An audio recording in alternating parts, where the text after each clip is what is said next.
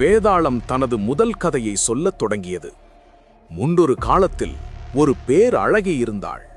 அவளது அழகைக் கண்டு வியந்த 3 இளைஞர்கள் அவளை மணம் முடிக்க விரும்பினர். அவர்கள் ஒவ்வொருவரும் வெவ்வேறு விதத்தில் சிறந்தவர்கள்.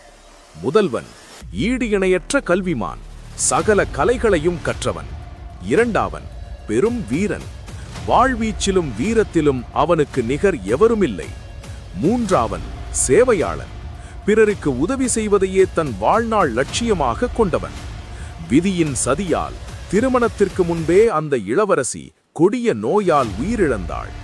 அவளது உடல் எரிக்கப்பட்டு சாம்பலானது. இதைக் கண்டு துடித்த அந்த 3 இளைஞர்களும் வெவ்வேறு பாதையை தேர்ந்தெடுத்தனர். கல்விமான் பிரிய மனமில்லாமல் அவளது சாம்பலை ஒரு மூட்டையில் சேகரித்து மயானத்திலேயே தங்கி தவம் செய்யத் தொடங்கினான். வீரன் உலகத்தின் மீதே வெறுப்புற்று அவளது நினைவாக புனித தீர்த்த யாத்திரை மேற்கொண்டான். சேவையாளன் அவளை எப்படியாவது மீட்க வேண்டும் என்ற பித்தோடு தேசமெங்கும் அலைந்து இறுதியில் இறந்தவரை உயிர்ப்பிக்கும் மகா மந்திரத்தை கற்றுவந்தான்.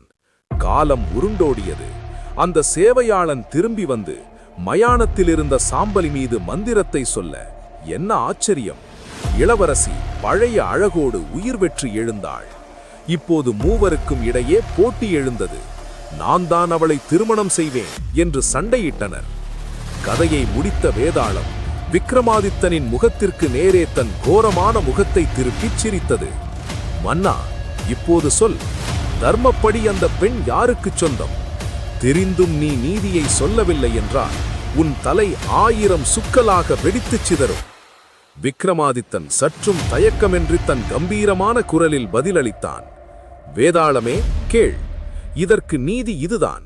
மந்திரத்தால் அவளுக்கு மறுவாழ்வு கொடுத்தவன் அவளுக்கு தந்தையாகிறான். அவளது சாம்பலோடு தங்கி தவம் செய்தவன் அவளது உடலை பாதுகாத்ததால் ஒரு சகோதரனின் முறையாகிறான். ஆனால் மனைவி இறந்த பிறகு அவளுக்காக புனித யாத்திரை மேற்கொண்டு அவளது ஆத்மா சாந்தியடையச் சடங்குகளை செய்தவன் எவனோ அவனே அவளுக்குச் சரியான கணவன். ஏனெனில் ஒரு கணவன் மட்டுமே தன் மனைவிக்காக அத்தகைய கடமைகளை செய்யும் தகுதியுடையவன். மன்னன் நீதியை சரியாகச் சொல்லிவிட்டதால் அவரது மௌனம் கலை